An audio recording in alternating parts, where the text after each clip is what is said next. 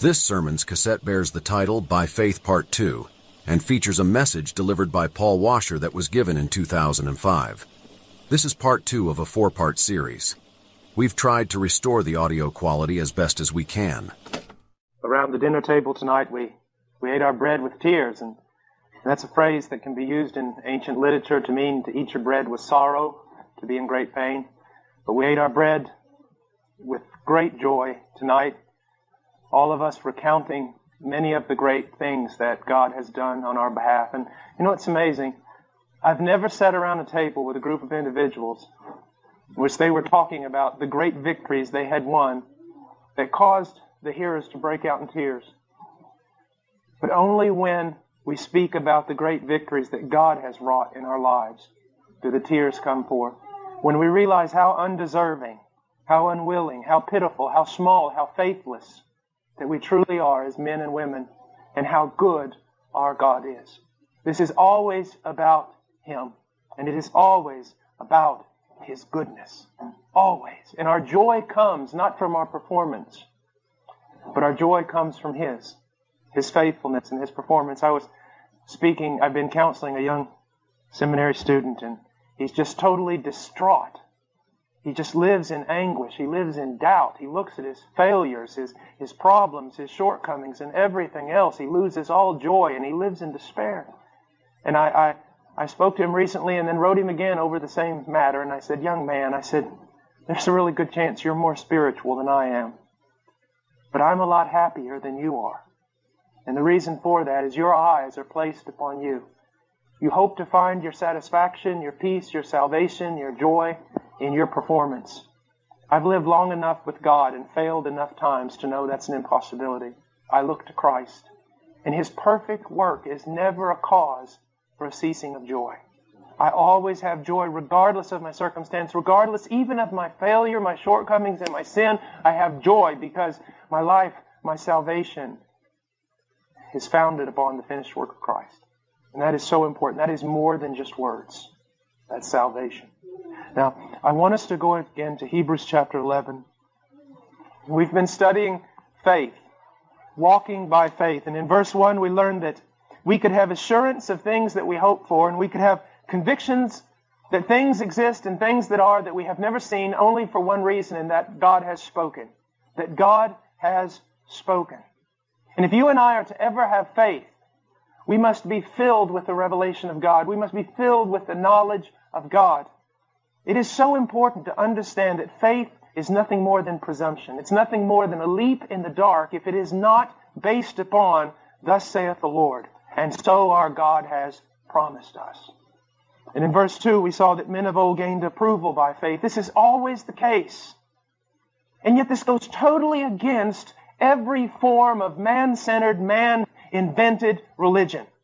All of that has to do with gaining approval by works, gaining approval by performance, gaining approval by doing this or doing that. But we understand that men of old in the Bible, and women of old, as we will see, they always gained their approval before God through faith, through believing Him. Something very important about this, and something I always tell people, that you will never be anything except a recipient of God's grace. That's all you will ever be. And we reach out, we extend our hands to be recipients of that grace by faith in Jesus Christ. In verse 3, by faith we understand that the worlds were prepared by the Word of God, so that what is seen was not made out of things that are visible. This is such an important statement. If we can believe, if we believe that there is a God, and we believe that this God has such power that He can not only create, but also sustain the entire universe, then is there anything impossible for Him? Is there anything impossible for Him? We wonder sometimes, can I trust God with my family? Can I trust God with my finances? Can I trust God with my children? You trust Him every day with these things, whether you know it or not, because He sustains the very universe in which they exist. And if we come to the conclusion that He can do the most miraculous, which would be to create a universe and sustain it, then every other thing is trite before Him. Every other thing is simple. It's a tiny thing. If I can solve this one question, is there a God? Is He who He says He is? Then everything else is over. I can trust Him. I can trust Him. Now, in verse 4, By faith, Abel offered to God a better sacrifice than Cain. This is very, very important. That his sacrifice was not acceptable because the difference between blood and grain and this and that and every sort of thing. His sacrifice wasn't more pleasing to God because of something that was in it. It was more pleasing to God because it was offered by faith. He truly believed, as we are going to see later. He came to God believing that God was and that God was the rewarder. I can imagine Abel taking his offering it to God in knowledge that he had something to offer because God gave it to him. And that he was giving something back to God, knowing that it was the right thing to do and that God is the rewarder of those who seek Him. Where Cain, on the other hand, is probably thinking, as so many people do, I don't know why I'm having to give this to God. I had to earn it with my own sweat. How many people speak that way with regard to their time, their employment, and their finances? Well, I don't know why I need to offer this to God. I'm the one that had to go out there and earn it. Little do you know, old proud and stupid man, the very breath that you drew every second of every day came from Him. The power, the ability, the intellect, whatever's required to do your job, it came from Him. Abel recognizes, I have something to offer because God gave me something to offer. And Cain's thinking he did it all by himself. All by himself.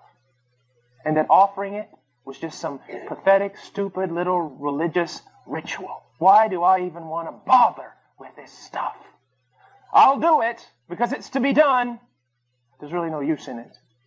Now, none of us would say that, but we spoke last night about something very important. We do many religious things, even good things, not by faith. When we sing a hymn unto God, when you say it here this evening, it should have been by faith. Believing that God is, believing that God receives such a sacrifice, believing that it was pleasing to God, that it was actually doing something, that it was actually reaching the throne of God, that God was actually hearing your song, your singing, your heart. It just wasn't some empty religious activity that you were doing. This is also good for the servant of the Lord who is burdened by many, many years of service and many, many years maybe of not seeing much fruit, but realizing, no, there is a reason to offer. There is a reason to give. By faith, by faith, by faith. And then we see that through which he obtained the testimony that he was righteous. Something very important. Righteousness comes through faith. Always through faith. And this is very important because faith is the opposite of works. And being the opposite of works, it is also a denial that God could ever be a man's debtor. Do you know when I study religion, and I study things of that sort, and study cults and everything else that sometimes I have to study, I'm well aware of something. That every religion on the face of the earth, with the exception of true Christianity, is a religion of works. Now, why is that? Why are men glad to receive a religion of works, and yet will practically kill a messenger who comes to them and says, it is free, it is a gift, receive it by faith? Why is that? I'll tell you why, because men want to be God. You say, well, what on earth does that have? No, men want to be God. Men want to be the greater. You see, the lesser is always blessed by the greater. When you have a religion of works, what you're saying is, you have blessed God. You have made yourself greater than God. God is the one receiving from you. And now, God owes you because of the things you have done. And that's why men love works so much. They would rather have a religion of works than a religion of salvation through grace and by faith. But we see that men have always been approved. They've always been declared righteous only by faith. And then it goes on in verse 5, by faith Enoch was taken up so that he would not see death. And we spoke about that last night. There's a very, very important part here. It says, and he was not found because God took him. I love that. I would like for God to do this to me. You say, well, that's preposterous. God doesn't do that anymore. Where did you read that? God can do it if He wants to. God can do anything He wants to. But I would like that to happen to me. I really would. It would be nice not to die. It says here something very important. He did not see death, and he was not found because God took him up, for he obtained the witness that before his being taken up, he was pleasing to God. Now, who witnessed this? God witnessed this. God witnessed and saw that this man was pleasing. Now here's something very important to the carnal Christian. There is no such thing, but people who call themselves Christians, though they live in carnality. Here's something very important.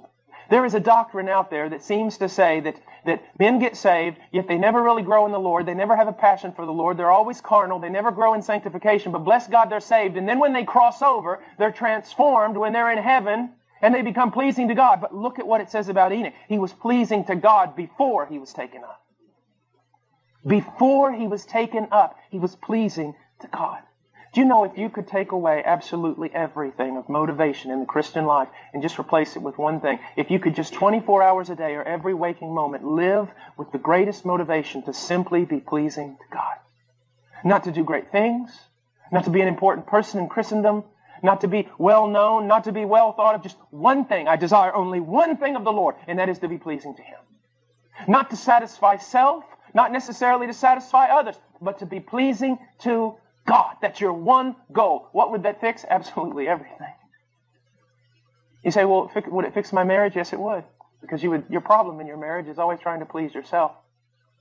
And if you set it upon yourself to please God, then you wouldn't have any problems with that selfishness anymore.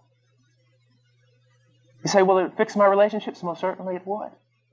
Would it make me a better father? Yes, it would. Would it make me a better mother? Of course. Would it make me a better church? Yes, it would make you a better church. To have one goal. I desire to be pleasing to God. What do you desire? Well, I want to get out of seminary. I want to be in a ministry somewhere. Oh, really? And what if God doesn't want either of those things? Well, I want to get out of college and I want to get a job and go to... Oh, really? We'll have movers and shakers a lot of times. Those are the, I don't know, kind of guys in Christianity that just know how to move things around, know how to get things going, know how to motivate. Sometimes I talk to these guys and they go, well, what's your vision at HeartCry? What? What's your vision at HeartCry? Jesus Christ? No. What do you want to do? Because you get scared when they start asking you these kind of questions. Get up in the morning and pray. And then I want to read the Bible. And I want to love my wife when she comes downstairs. I'm going to play with my children and go over Ian's Bible verse. Then I'm going to go to church and I'm going to pray with Darren. No, what's your vision? I said, I don't have a vision except for Jesus Christ. I don't want to be anything. I don't want to be a big shot. I don't want to be important. I don't want to conquer the world. I just want to be pleasing to God today, and that is enough. That is enough. And strive as I might, I haven't attained that goal, so why should I look for another? See, the more I walk with the Lord, the more I realize this childlikeness stuff is really important. Visions. Should we have a vision except Christ? Isn't He the heavenly vision? Should we have plans? I mean, what sort of plans? Daytimers, they don't really work well in planning ministry. Now, I know the necessity of organization. I know the necessity of all that, but what I'm trying to say is simply this. So many times we can have plans and schemes and all sorts of things that we want to do and we want to be, and even in the name of the Lord, and yet they're all just fodder. They're all just sawdust. And God will come and tear them all down and say, I just want this from you. What would it be like if tonight we just simply captured this one thing of, I want to be pleasing to the Lord? When we dismiss, while we're sitting here listening to the message, my thoughts, I want them to be pleasing to the Lord. And when I walk around and meet with brothers and sisters in Christ, well, in that time of short fellowship, I want to be pleasing to the Lord. And when I go home tonight and sit around the table over those marvelous cookies you made, I might say, over those cookies, I want to be pleasing to the Lord. And that's all I wanted. And then I want to go to bed. That's it. That's so different than much of what's being promoted as evangelical Christianity today. But he was pleasing to the Lord, and he was pleasing to the Lord before he died. This is such an encouragement to me. It is such a great encouragement. Now, here's something that I want you to look at. Now, a lot of times when we hear about Old Testament saints and things like that, we canonize them. We make them into people that they weren't. We think too much of men. When I look at Enoch and I think of this man, I think of, what was he as a young follower of Yahweh? I mean, how was he? Didn't he probably stumble like me? Didn't he probably grumble like me? Didn't he have all the faults that I have? Wasn't this life of his of walking with God? And I mean, he had hundreds of years to do it. It wasn't in a process of growing, but in the end, he was so pleasing to God that God took him. I love what one old preacher said. You've probably heard it 1,000 times, but his explanation of this, I'll never forget. As a little boy, I heard him saying this. He said, well, this is just very simple to explain. Enoch had grown so accustomed to walking with God, they were walking one day and walking, and Enoch just forgot how far he'd gotten away from home, and God looked at him and said, Enoch, we're closer to my house than yours. Just come home with me. I look at this, and I have had the privilege in my life of knowing men like this. Old men and old women, saints of God. And they carry upon themselves this mark. One time a college student said, sir, you're a man of God. I said, no, I'm not. I'm 42. I'm a boy of God. You've got to be at least 65 before you're a man of God. They carry upon themselves this mark of having walked with God. They carry upon themselves this mark of having been loved by God and even chastised by God. They're broken. They're different. They glow. And then they go to be with Him. It gives me great hope. Now I'm in the middle part of my life. I've walked with the Lord just a bit over 20 years. And there is enough in my life to discourage me to think that I'll ever make much progress. But there is Scripture that calls me on to hope that I will make progress. That in the end of my days, Paul Washer will be pleasing to God, because it is a thing that the Lord will see to. That it will be done. And He'll see to it in your life. He who began a good work will finish it. He will finish it. He will finish it. He did that in Enoch's life. He'll do that in ours. Do not become discouraged. Do not become discouraged. By faith, realize that He who began a good work in you will finish it. Now it goes on, verse 6, and without faith it is impossible to please Him. Now why is that? The faith or lack of faith we have with regard to anyone, any person, is a demonstration and a declaration of what we think about their character. If you say to someone, listen, I know what I'm talking about, trust me on this, just do it. And they say, well, I just don't know. You're saying something about their character. You're saying something about their ability. You're not just denying that you want to do something. You are saying something about their character. It is impossible to please God without faith, because if you do not have faith, you're saying God is not worthy of trust. And that's what we talked about last night, and it's so important. Many people talk about faith and obedience, and they talk about them as two separate entities. In a sense they are, but in a sense they're not. Why do I obey God? Because it's the right thing to do? That's legalism. Why do I obey God? Because I love Him? Yes, Jesus said that. But let's throw in another element here. I obey God because I believe Him. He tells me to walk a certain way. Or He tells you to walk a certain way. You do that not just because obedience for the sake of obedience. You are obeying Him because you believe that what He says is right. When you disobey God, you're looking up at Him and you're saying, as I said last night, one of two things. One, God, you are ignorant. When you do not obey God, you're saying, God, you simply do not understand. You simply don't know how the world is today. You treat God almost like a teenager would teach an old grandfather. Oh, grandfather, you live in the past. You really don't know what's going on today. You really can't understand, and I can't listen to your counsel. That's one possibility. When you disobey God after He has told you to walk a certain way, you're saying, you just really don't know. Or you're saying, God, you know, but you're evil. You know what's right. You know what's best for me, but you don't want to tell me. Because you want to steal my joy, you want to crush my life, you want to take away my freedom. But when God sets out a path before us, as He has in His Word, and we obey it, we're saying, God, I believe that you know everything. and that there is no error in you. And I believe, God, that you are good. There is no darkness in you at all. That what you tell me is the best thing for me, the wisest thing for me, and I will do it because I believe you. When you believe God, or when you do not believe God, you are screaming out what you believe about His character. He's trustworthy, or He's not. He's all-knowing, or He's not. See, that's why disobedience is so vulgar. That is why disobedience is so blasphemous. I said this last night, I want to say it again, because sometimes people who run somewhat in our circles are always talking about the law, as though it was something more important than God Himself, as though it was something that God had to submit to. My friend, disobedience isn't a horrible, terrible, wicked thing just because a rule has been broken. It is because a holy God has been offended. A God worthy of all obedience has not been obeyed. We are declaring that we do not believe Him. We are declaring either that He is evil or that He does not know all things. We are attacking the very character of God. We are offending Him when we disobey Him. And that is why sin is so terribly sinful.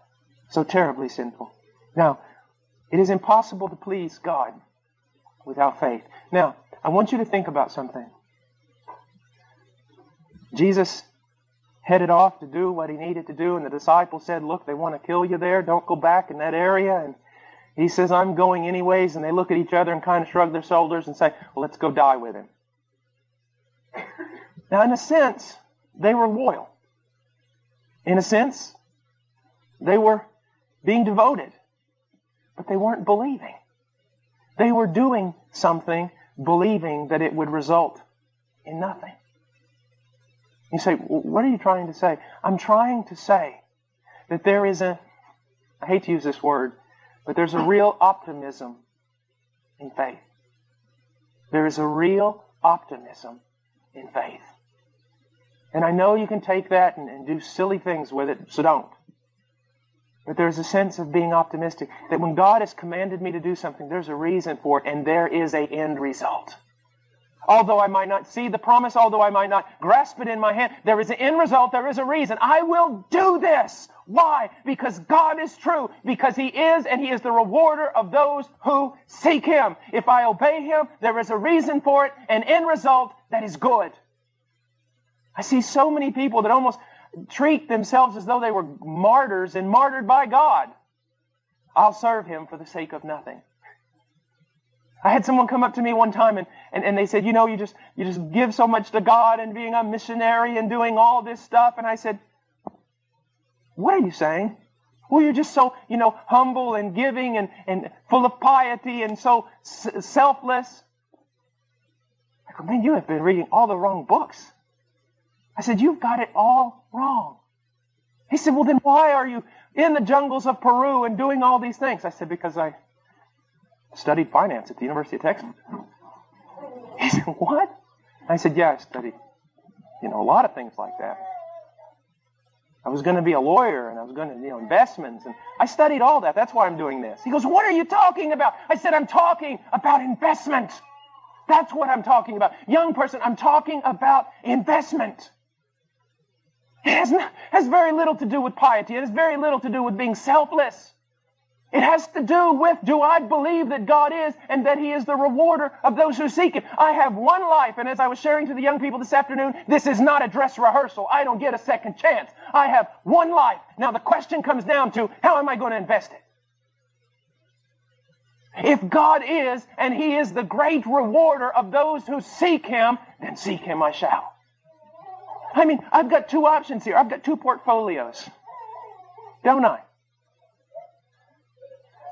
I've got Satan, CEO of a company called the world, sending out every kind of advertisement possibly I can be bombarded with to invest everything I have in him. I don't know about you, but if I'm going to do any kind of investment, I'm going to check out the CEO. I'm going to check out the company, and I'm going to check out those who have invested and see how well they are doing. Well, I want to tell you something. I've looked at the CEO. He's never kept a promise as long as he has existed in his fallen state. And I've looked at his company. It is in shambles. It is in absolute shambles. And I've looked at those who have invested their lives in His way, and they are in hell. And I don't want to seem trite. I don't want to seem irreverent or anything. But I've looked at the other portfolio, and there stands the Lord Jesus Christ. Truth incarnate. Faithfulness incarnate. Selflessness incarnate. Who's laid down His life on my behalf and offers me a kingdom that will not perish. This has nothing to do with some little missionary and his piety. This has to do with finance. This has to do with investment. How are you going to invest your life? Do you believe that God is and that He is the rewarder of those who seek Him? Do you believe that? Do you believe that this world is passing away? Do you believe that there is a kingdom coming? Do you believe in things that eyes have not seen and ears have not heard? Have you caught a vision of the one who died, yea, rose again from the dead? Have you had a glimpse of His faithfulness? I was very young, very strong. I'm middle-aged. Tomorrow I'll be old. Just imagine right now, if for the last 20-some years I had been an unbeliever and invested my life in this world. Here I am. I'm 42. I'm not going to get stronger. I'm not going to get younger. I'm definitely not going to get better looking. What's happening? I've hit the other side. And if I had invested these last 22 years of my life in this world, as I stand here right now, would I have such joy? No, I would be saying glass half empty instead of glass half full. I would be saying half my life gone, the rest of it, it's just rolling downhill. But you see, it's completely the opposite for me. This candle is going out because the sun is rising. When the sun rises, you don't need candles. I've got max. Who knows? My luck, I'll have to live here till I'm 120. But, 40 more years. 20 in Christ has flown by. 40 is going to go faster. And then I'm there. You say, yes, the end comes. No, the beginning comes. The beginning. The beginning comes. So here's the question. Do you believe that God is? Yes, I do. Well, do you believe that He is the rewarder of those who seek Him? Then seek Him, that He might work out His purposes in your life. Don't worry about the purposes of others, the purposes of God in others, just God's purpose for your... Seek Him. A lot of people today, they don't want to talk about rewards, and a lot of people, that's all they do is talk about rewards. I talk about rewards because the Bible talks about rewards. Now, I don't have a clue as to what they are. I just know much has been promised to me. I just know that God is, and He is the rewarder of those who seek Him. I hear sometimes people will say to an old saint or say to a missionary, you've given up so much, and they just look at the person like, you don't even have a clue as to what I'm doing, do you? I've given up so much. What does that say about your view of God? What have I given up? Sin? Death? The grave? A torturous, meaningless life on this planet? What have I given up? Please, write out the list really quickly so I can speak to God about these things. Surely He'll want to know. What have I given up? And something else that's very important. Some of you, He will call to be missionaries maybe. And He will send you to the most horrible places on the face of the earth. And maybe even you'll die there on top of a mountain half frozen and starving. I don't know. And others of you He will make very, very successful. And cause you to prosper in all your ways. But demand of you the same dedication to use what He has given you for the advancement of His kingdom. You see, it's not God's purpose for me that ought to be thrown on you. Or your purpose for God should not be the thing I'm striving for. Or God's purpose for you should not be the thing I'm striving for. God has called you. God has given you a specific purpose. God has commanded you to seek Him and to believe that if you do seek Him, He will reward you. And that way manifests itself in so many different manifestations. Can you believe God? Can you begin to seek Him in your life? You know, so much in our world and so much in Christendom, so much of our culture is designed to build a wall around us so that we don't listen to God. A kid studies and he gets 18 and he's, where's he going to college? I don't know if he is. What do you mean you don't know if he's going to college? What do you mean you don't know if your son's going to college? You went to college? Yes. What about your son? I don't know. Well, what do you mean you don't know? Everyone goes. No, not everyone goes to college. God could command my son to put on a backpack and go to Iraq, preach one message, and be shot down. You see, we assume too much. God naturally wants this to happen to me. No, God might not want this to happen to you. Well, God naturally wants me to take this. No, not necessarily. You need to reopen your life and get rid of many of the presuppositions that you have that are built into you, not by the Word of God, but by your culture, that is dictated and set out a path for you to walk in. God has dictated and set out a path for you to walk in. And the two are never alike. You need to open, whether you're a teenager in high school or you're 85 years old, you need to reopen your life and seek God.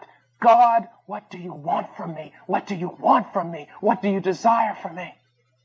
You know, one of the most amazing things is found in the message of the church to Laodicea. It's an amazing, amazing thing. The first thing that comes out of Jesus' mouth is an amazing thing. He says, behold. You say, well, what's amazing about that? Well, let me show you. Behold. It doesn't make any sense that I should say behold, does it? Why? You're all looking at me. Now, if I was in the back of the room and you were all looking in the opposite direction, then I would say, behold, turn around, look. That's what's so amazing about what Jesus says to the church. The first thing He says is, behold. When He gives that great admonition, behold, I stand at the door and knock. When He gives that one admonition, behold. Why does He say that? I'll tell you why. The church is looking in the wrong direction. And He has to call their attention back to Him. And you know what? I'll just bet this, that church in Laodicea is looking in the last place that they saw Jesus. Now, what do I mean by that? So many times, I told a missionary one time, he was talking to me, an old missionary, and he said, Brother Paul, tell me about what's going on. I said, well, Brother Trammell, I said, Peru is God's will for my life. You know that? Hold it. He said, Peru is not necessarily God's will for your life. He said, Peru is God's will for you today. And he said, and if you close yourself off from God thinking that Peru is God's will for your life, you could really miss out on what God's going to do in the future. It's the same way with you. Possibly Jesus came to you and said, behold, I want you to do this. And so you started going, but you fall into the trap of this is God's will for my life. And you're missing the fact that maybe now He wants you to go into another direction, or maybe He wants you to run in a different way or do a different thing. And so we always have to be seeking Him, always believing that He is the rewarder, never getting trapped in some spiritual rut thinking, okay, this is what I do, this is what I do. Now God doesn't have to talk to me anymore. We have to believe. We have to believe that He's the rewarder of those who seek Him. And you have to begin seeking Him again if you're not seeking Him now. Every aspect of your life, you ought to seek Him. Every aspect. I don't care what it is. You're going to go buy a pair of socks tomorrow. Lord, I'm going to go to the store today. Need some socks. Give me wisdom. Help me. You ever stand in a mall and just sit there for 4 hours trying to figure out which tennis shoes you should buy? You can't even decide what tennis shoes you should get. How are you going to make major decisions in life without the will of God? Every aspect of our life. I was teaching the young people today. It was young people. I didn't use this word, but I use it often. You're practical atheists. There is so much you do in your life, so many decisions that you make in which God is not involved. There is no idea of deity here.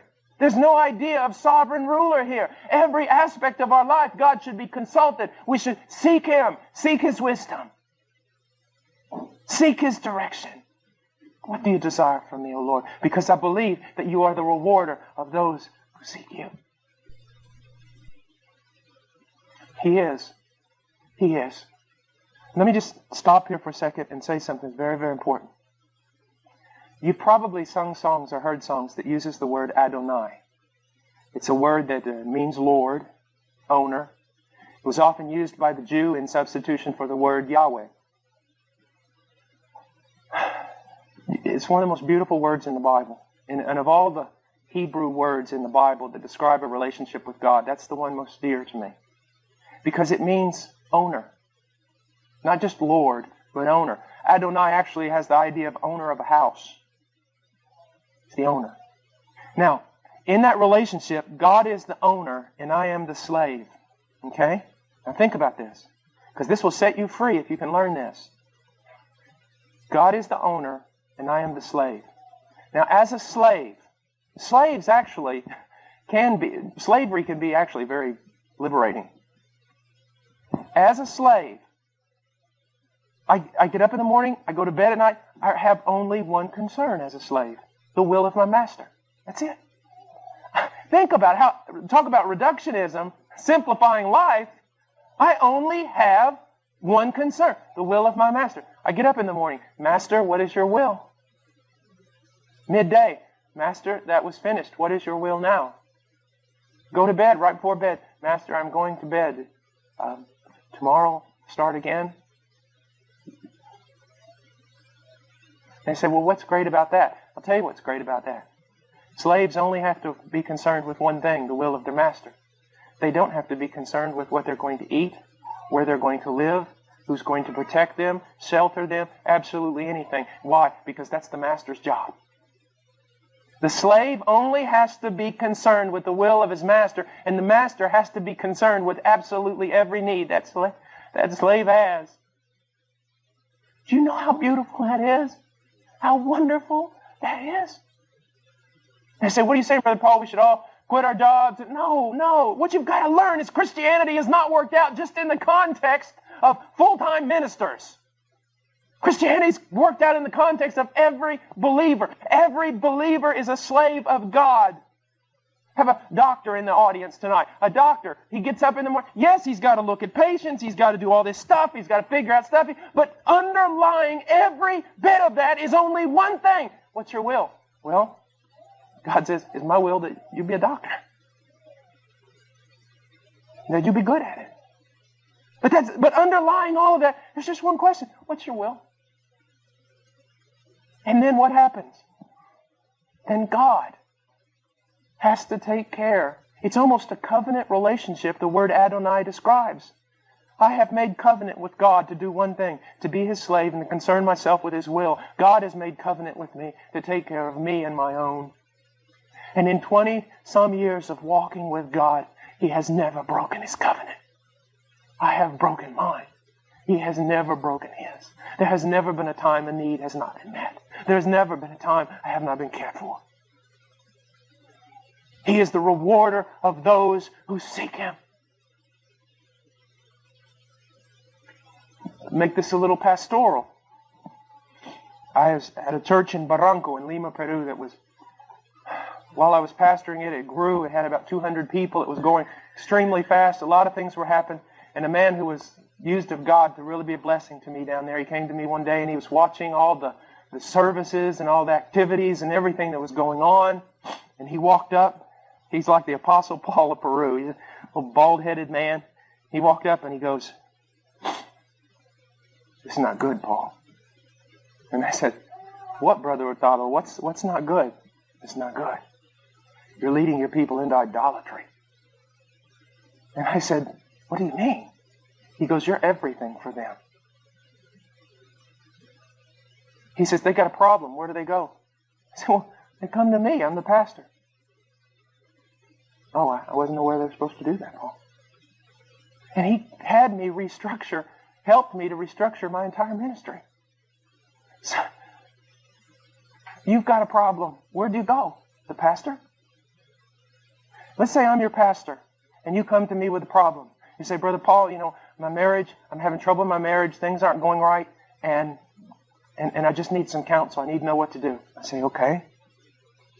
What has God shown you?" "What do you mean, Brother Paul? What has God shown you? In your time of seeking Him in the Word of God in prayer, what has He shown you?" "Well, I came here. I need help." You see what's happened? They have not gone to God. We've developed some popish system that isn't biblical. I say, listen, dear brother, we can't work it this way. Here's what I want you to do. I want you to go home. And I want you to go home for the next week or two, however how long it takes, and I want you to seek God in prayer. I want you to seek Him in His Word, and I want Him to tell you what you ought to do. He says, but I don't even know where to look, Pastor. Oh, well, that's where I come in. I start writing out verses, passages for him. Here. What has He shown you? Well, I just didn't have time to seek. I'm sorry, I can't help you either. Or, Pastor, I've sought, but there's still some confusion, and well, now I can work with you. You've gone to God. You're seeking God. You're believing that He is the rewarder of those who seek Him.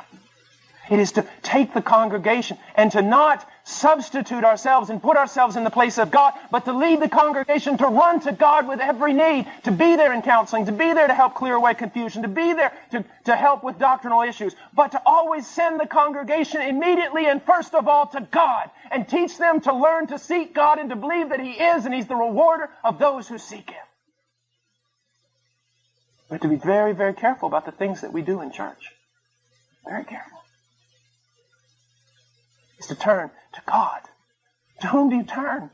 When you've got problems and different things in your life that are going on, usually we'll confide in a friend even before we'll confide in God. Usually we'll talk to all sorts of people, get all sorts of opinions, but we won't wait upon God. Or we'll cry out to Him for a minute and then become discouraged and immediately get on the telephone. Whatever happened about enduring in His presence and waiting upon the Lord? When the Bible talks about waiting on the Lord, it's usually always in the context of trials and needs and confusion and problems. But we want a quick fix. We want something to happen now. We want to go to a man. We want a king. When we should be seeking the only one. The one who is the rewarder of those who seek Him. I remember growing up early in my Christian walk, being in a church with a tremendous, tremendous pastor. And throughout my life, I've known, my younger life, I had the privilege of meeting men that were tremendous, tremendous men of God. And you know what was so amazing? God never allowed me to enter into any of their inner circles. God never allowed me. He never allowed one of those men to befriend me.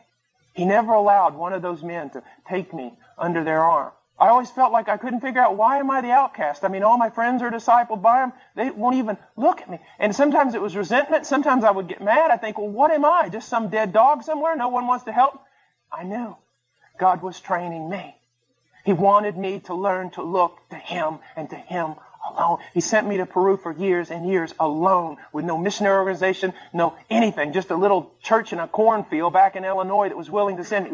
Wanted to teach me, look to me alone, alone, alone. I'll give you no king. I'll give you no help. I will be your helper. Now, can God use men in mentoring and discipling? Of course He can. Can He use women in mentoring and discipling? Of course He can. Are there a lot of people who influence our lives and help us in our daily walk? Of course, all that is biblical. But when it comes down to it, with everything in your life, whom are you seeking? Whom are you seeking? So many people want second-hand revelation, don't they? Moses, we can't stand to be in the presence of God. You go there and then you talk to us. What a thing they traded off on that day. What a privilege they traded off on that day. Can you go to your pastor for counseling? Of course you can. But to whom should you go first? To God. Because He is, and He's the rewarder of those who seek Him. Before I go into verse 7, I want to iterate something that is of such importance, something of grand importance. I have met missionaries who have given their lives on the mission field. I have met people who have lost it all on the mission field. But if you were to even hint to them that they had somehow given some great sacrifice to God, they would become nauseous. And I mean that.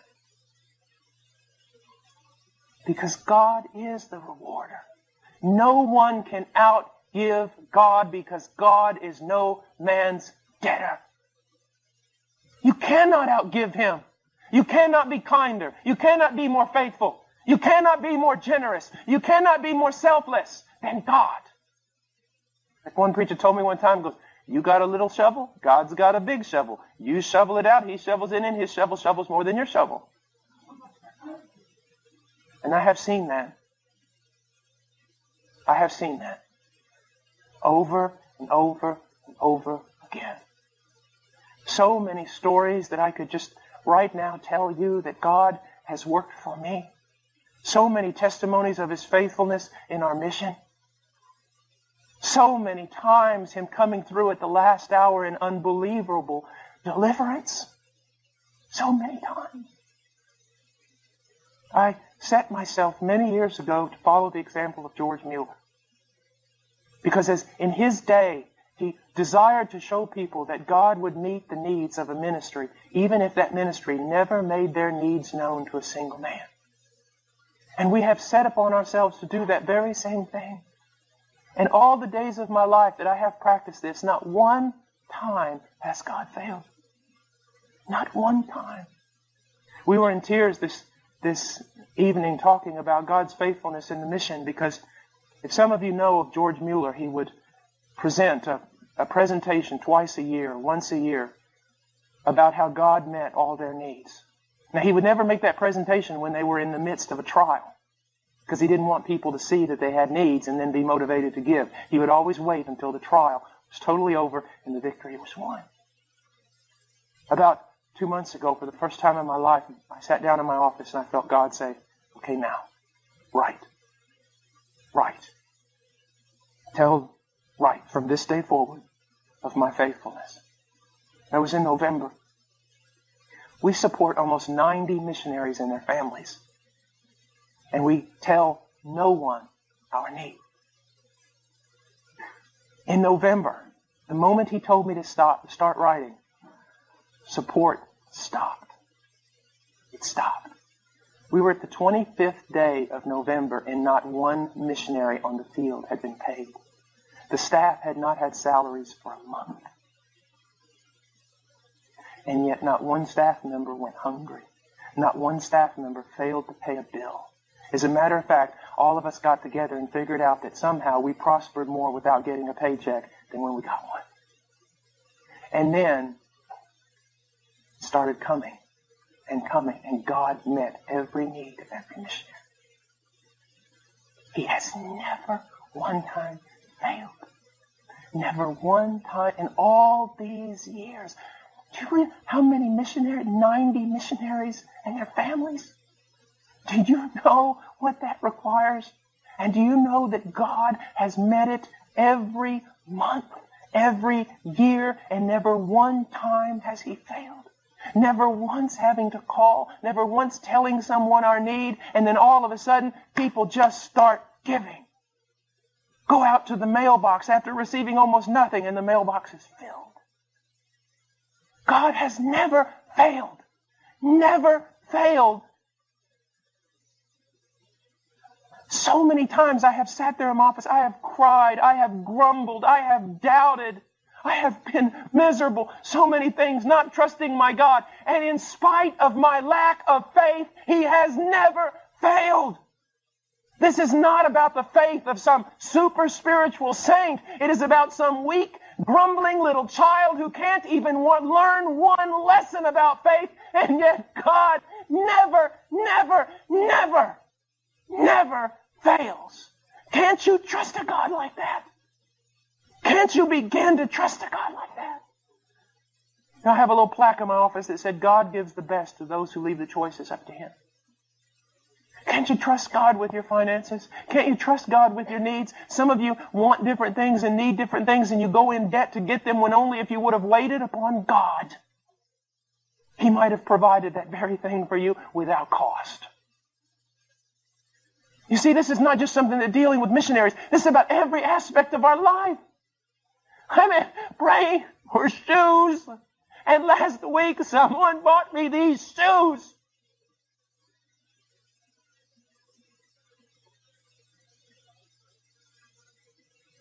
Do you see what I'm saying? Every need of yours, lift it up in prayer. Every need of yours into prayer. God so much appreciates, so much loves. Prayer is so much a part of who God is. Why? Why? Prayer to me is like singing in a round. You know what singing in a round is? You know, sing hallelujah to the sing hallelujah to. When you sing something and sing it back. Singing in a round. That's the way I see prayer. Someone asks, well, how does the sovereignty of God and prayer and all that work together? Well, I'm going to explain it all to you right now. This is the way I look at it in a simple, childlike way. God sings to me a prayer. In His sovereignty, there is something that He wants me to ask Him for so that He can get glory out of giving it. And so He sings to me a prayer so that He will lead me into praying a prayer that I will pray back to Him and that He will answer. Well, why doesn't God just give it? Because He wants double glory. See, if I didn't pray for it and He just gave it, I would give Him glory for giving it. But not only do I give Him glory for giving it, I give Him glory for answering prayer. Singing it around. I had a friend, Herb Williams, and I love him so dearly. You know, when I get around a bunch of Calvinists and they start bad-mouthing Arminians, I just think about, oh, Herb. He loves God more than I think I ever will, and he's as Arminian as he can be. And if that offends some of you, well, you can just get glad in the same pants you got mad in. But I remember one time he wanted a guitar. He prayed for 6 months. And one day he walked out at like 8 in the morning, getting ready to go to the ministry. We all worked in a street ministry. And he opened the door, and there on the porch was a guitar. You say highly impractical. Everything my God does is highly impractical. You see, one of George Mueller's greatest desires was that people would see the ministry that God had given him, and that those people would trust him, would trust God to meet their daily needs, would trust God to take them by the hand and lead them. My greatest desire for HeartCry is not missions. It's really not. The main purpose of HeartCry, and God would never allow me to do it before, would be to tell people He never fails. And the wonderful thing about it is that spiritually, I am a loser. If you only knew what I really am. If you only knew how much I whine, how much I doubt, how much I'm faithless. If you only knew the times I can't even have a quiet time. I can't even get up enough gumption to read my Bible for 2 days. I know most people don't want to hear that because they want to honor men more than they should. And people get mad at me for saying that. It's true. I have trouble obeying. I'm talking about theology. I'm still working on trying to figure out how to love my wife. I can't think of one reason except that He set His seal upon His children to do them good. You see, one day when I get to heaven, Brother Jennings is not going to come up and throw his arm around me and say, I want to glorify God by telling you all the wonderful things Paul Washer did for him. He's going to throw his arm around me and say, I want to glorify God by telling you all the wonderful things that God did for Paul Washer. You see the difference? You see how twisted we can become? Well, if I could only reach this spiritual level, if I could only learn to pray this way, then yeah, God would do that too in my life. That is just stupid. Do you know what my most powerful prayer is? The most powerful prayer, when I'm in trouble, when I have to pull out the big guns. You know what my most powerful prayer is? The one that gives me most comfort at 3 o'clock in the morning in the dark? This. Lord, you know, I'm going to bed now because you know.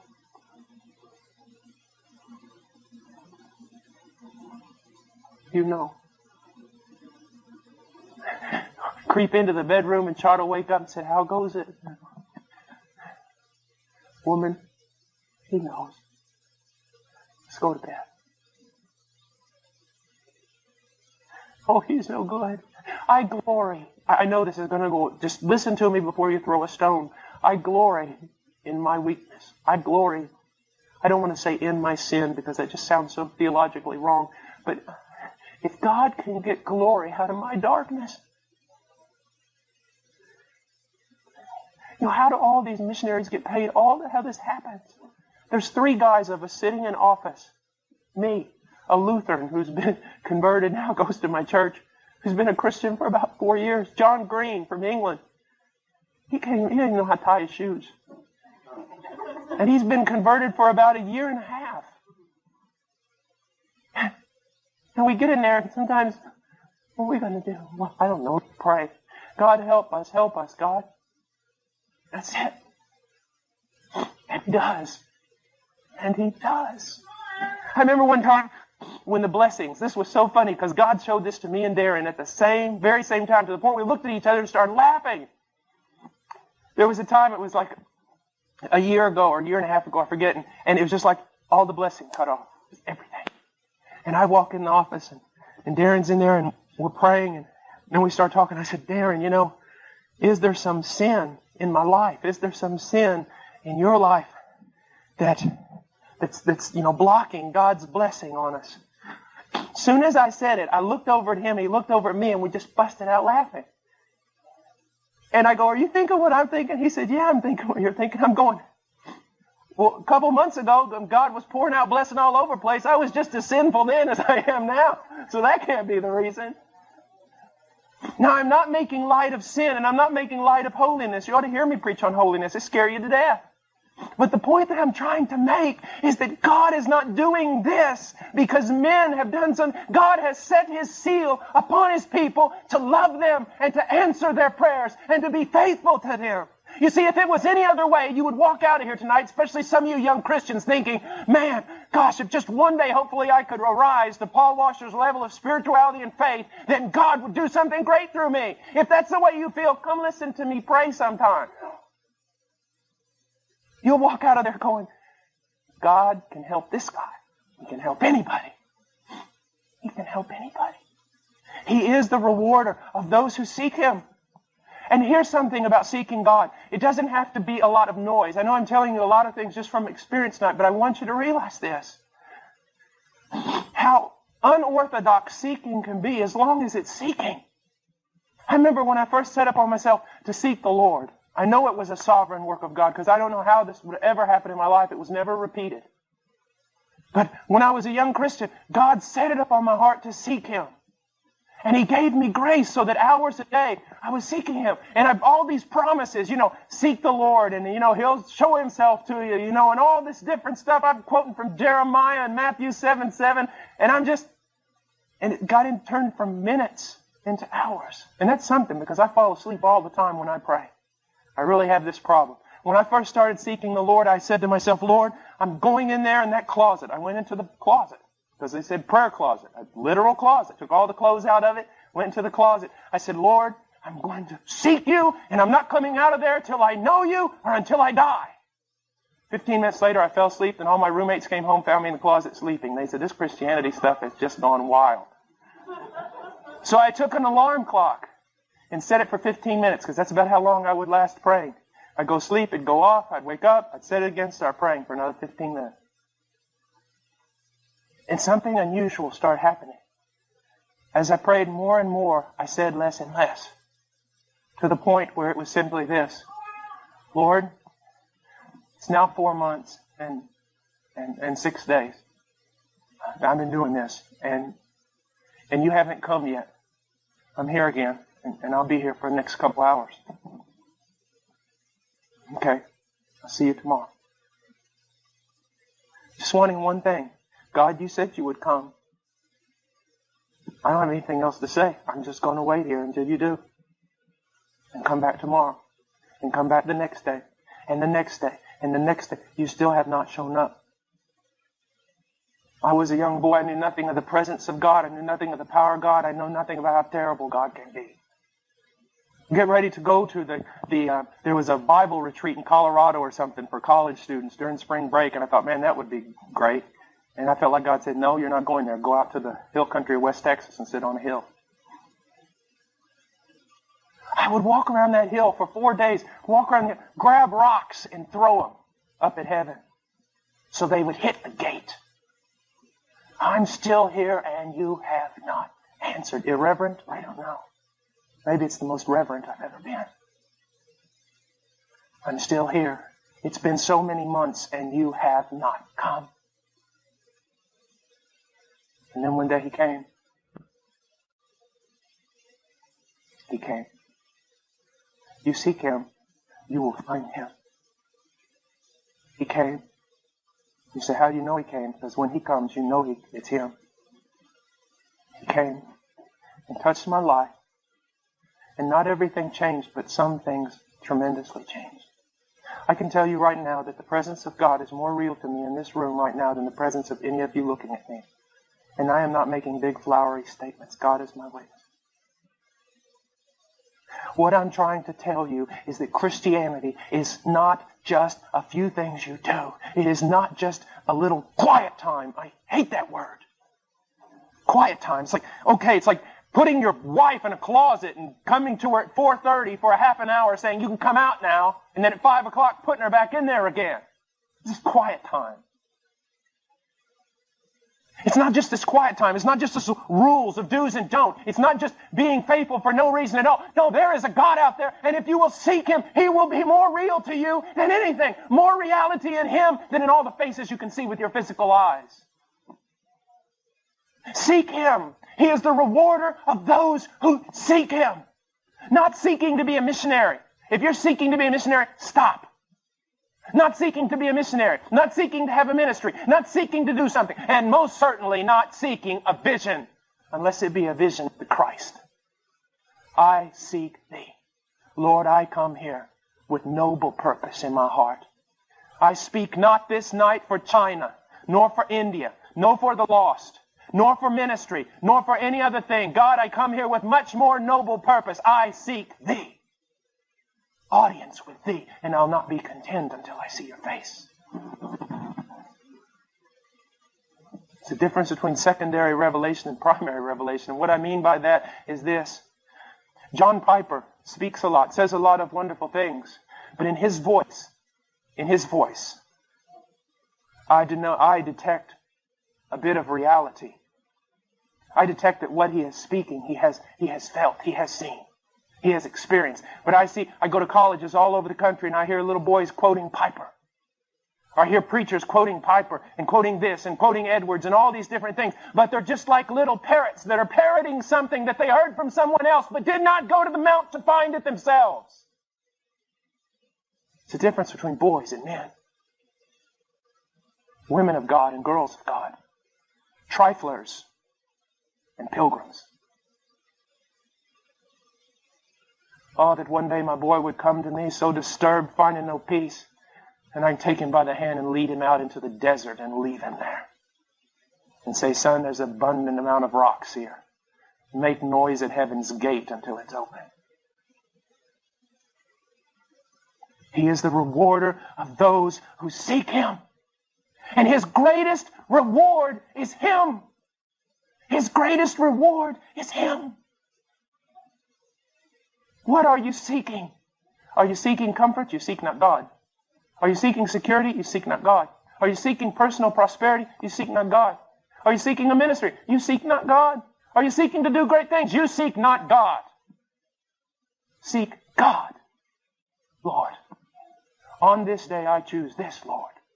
Before You, with all the angels listening. Take whatever reward might be accounted to me. Whatever thing in heaven that might be granted to me, and take it away and replace it with a greater portion of You. And that will be enough. That will be enough.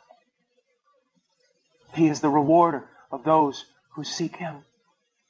Now I want to go on just a little bit farther. By faith, Noah being warned by God about things not yet seen, in reverence prepared an ark for the salvation of his household. Now look at this. By faith, Noah being warned by God about things not seen, in reverence prepared an ark for the salvation of his household. We have been called to do the very same thing as Noah. My primary concern for my household must be the salvation of my wife's soul, the salvation of my son's soul.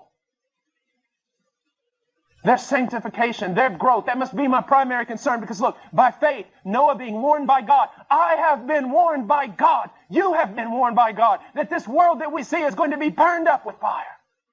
That judgment cometh. That we are to flee from the wrath to come. That there is a new heaven and a new earth, and this world is passing away. And all those involved in this world, no place shall be found for them. We have been warned by God. And when God sent His Son, He sent His Son to warn. You have been warned by God. Now, by faith, you must decide, does God tell the truth? Does God know what He's talking about? If He does, you better respond. If He doesn't, then quit playing Christianity and go out and clench your fist and curse God's name. We have been warned of God. Young person, why do you not get involved in the tantalizing things of the world? You have been warned by God.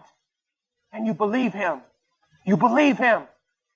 Noah was warned by God about things not yet seen. Here we go back to faith. Here we go back to invisibility. Here we go back to standing upon not blind faith, but God's Word. I have never seen the destruction of a world. I have never seen the coming of Christ with countless angels arrayed in garments of war. I have never seen the wrath of God poured forth in indescribable measure. But I have been told of such things. I have.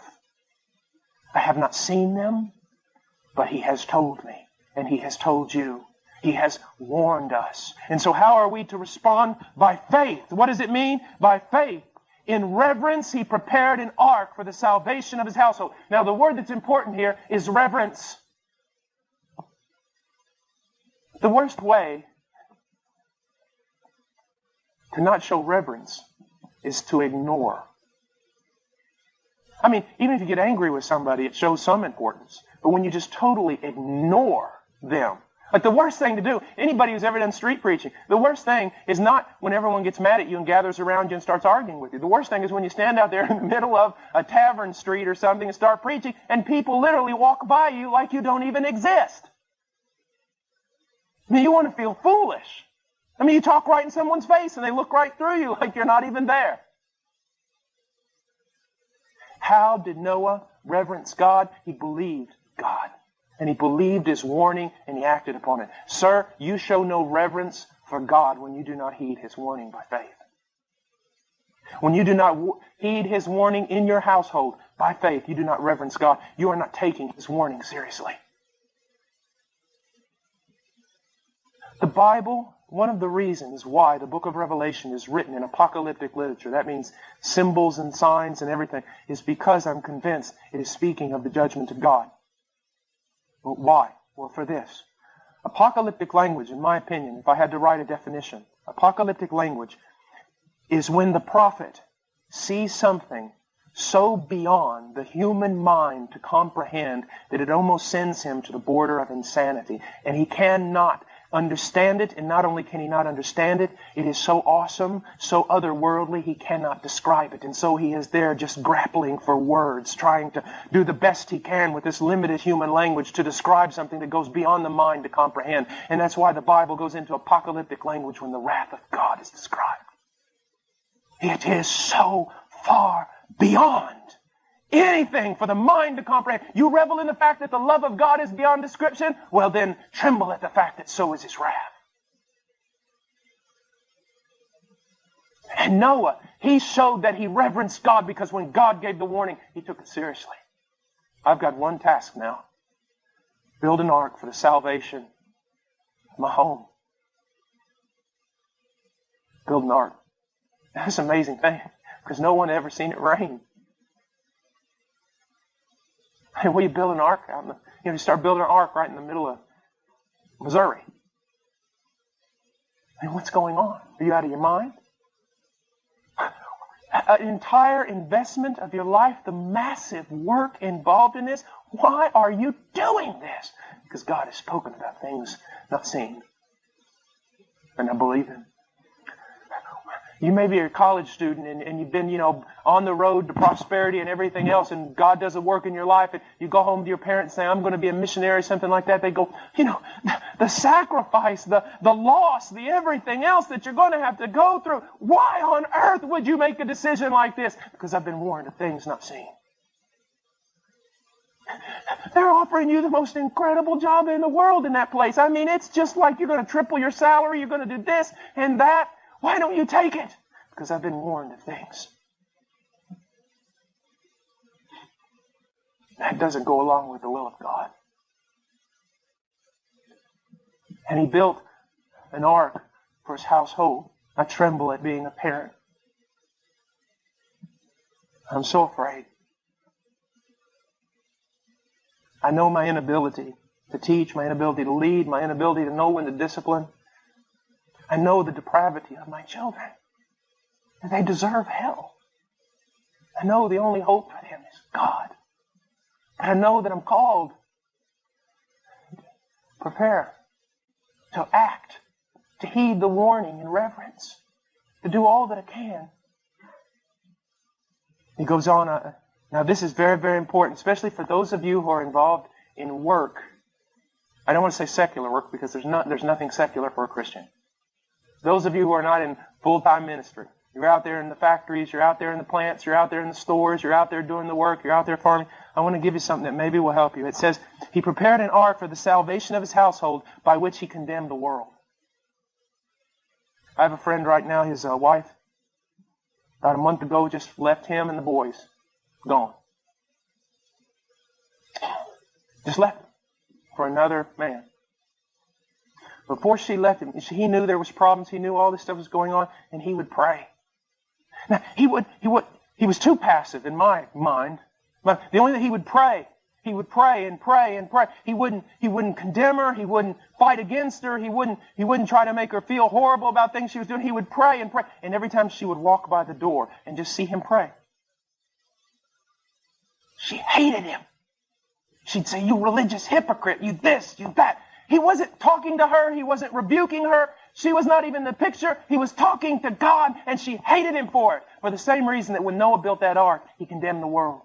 When you, sir, sit down at your factory and you go over by yourself, you don't do anything to anybody else, you're just lunchtime at your factory, and you go over there at the lunchroom and you sit down with your meal and you fold your hands just to pray. You're not making a big scene or anything. You're just asking the Lord to bless your meal, and someone cracks some wisecrack remark to you and gets mad. You didn't say anything to them. You didn't judge them. You didn't do anything, but now they're calling you holier than thou, hypocrite, goody two-shoes. You think you're better than everyone else, and you haven't done anything. Why? Because one act of faith and righteousness, when a wicked man sees that, it rebukes him and condemns him.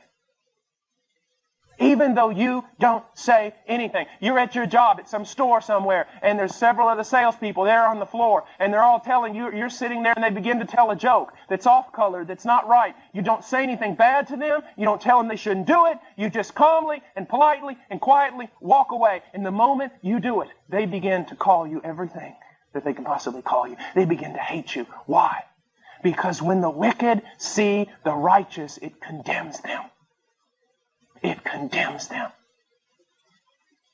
That's why if you're simply living a righteous life, there's power in that. You don't have to be a flaming evangelist that jumps up on top of a bench somewhere and starts preaching to everyone. If you live as a righteous man, you will undergo persecution, and people will see you, and people will be affected by your life.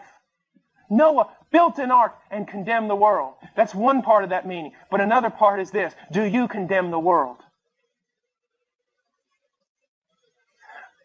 Just really quick, look in chapter 12, verse 2. Fixing our eyes on Jesus, the author and perfecter of faith, who for the joy set before him endured the cross, despising the shame. Do you despise the world? Do you despise the world? There is a healthy, sensible way in which you and I are both to despise the world, to condemn it, to treat it with contempt, or to treat it as something not a part of us. The Peruvian pastors used to get a big kick out of it all the time. One of them asked me one time, says, "Brother Paul, one day they'll make you president of the United States." And I said, No, I said, that's never going to happen. He said, "Why?"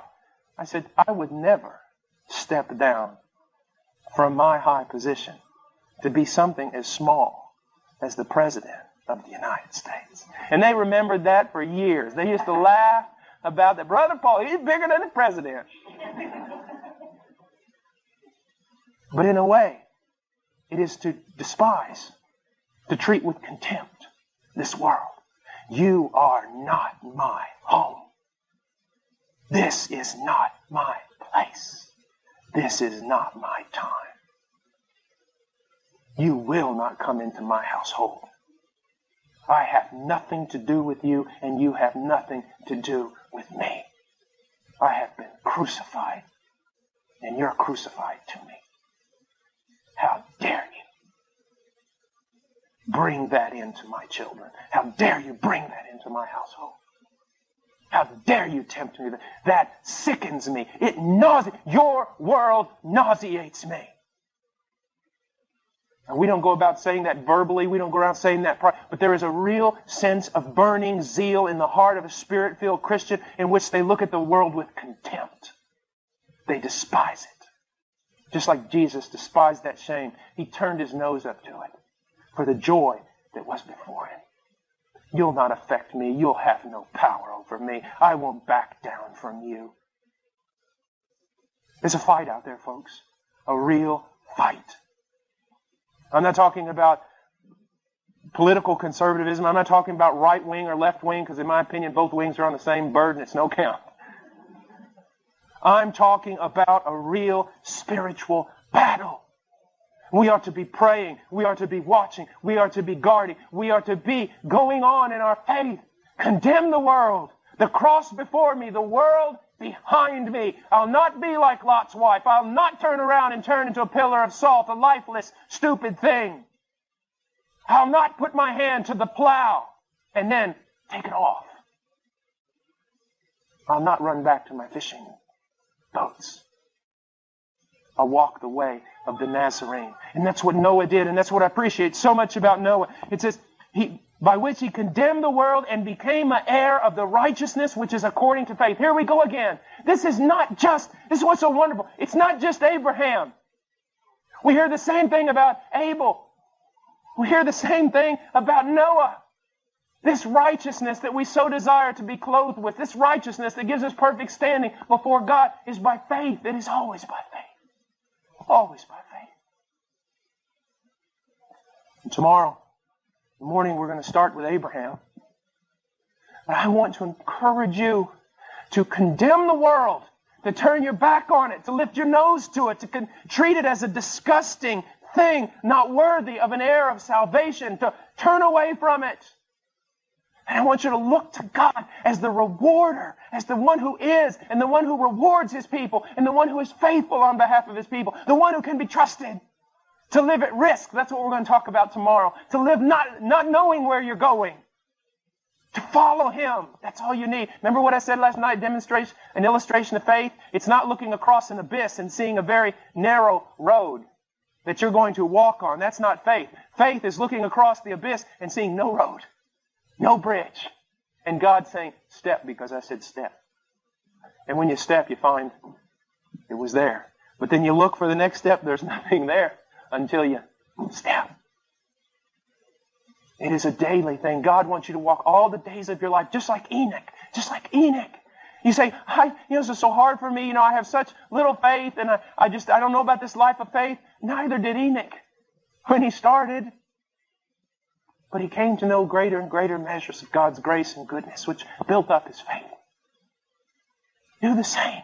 And don't get trapped into this mold of, I heard from God back then. Well, God might be speaking now and telling you to go in a completely different direction. Are you living at risk right now? That's what we're going to talk. I want to talk about it tonight, but I don't have time. The risk. Are you living at risk? Someone asked me one time, Brother Paul, real quick, definition of faith. Definition of faith would be this. Oh, Lord, if you do not move on my behalf this very moment, I'm dead. That's living by faith. Let's pray. To listen to more vintage sermons from godly pastors of old, visit I'llBeHonest.com or download our app for easy access.